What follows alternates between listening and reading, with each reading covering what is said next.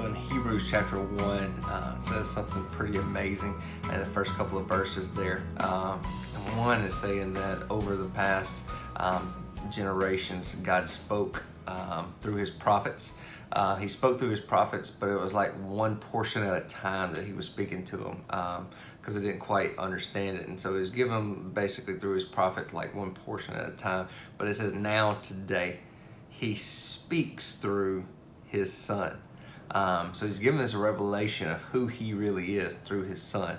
You know, a lot of religious jargon and a lot of religious things that that we think is true because we were just either brought up in that tradition or something of that nature. A lot of that stuff could just be could be thrown out, really, for lack of better words, if we really looked at Christ and his finished work, what he did, what he said, how he treated people, the lifestyle he lived. You know, he said, I can do nothing except whatever the Father shows me. And so he was the exact replica of the Father. In fact, some people will say he is perfect theology.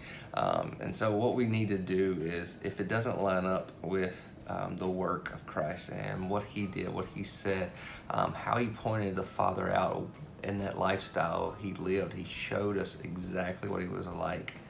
You know, I mentioned this past Sunday to our little group that it was like 1,400 years since Moses gave the law. He actually gave the first 5 books of the Old Testament. And so those religious leaders of Jesus' day, it had been 1,400 years had passed, and they missed it. Just in 1,400 years from the time that they were given the word and through the prophets, they missed it tremendously. But when Jesus came on the scene, he showed us exactly what the Father was like. And so it's been 2,000 years since then. And we might miss some things if we're not careful.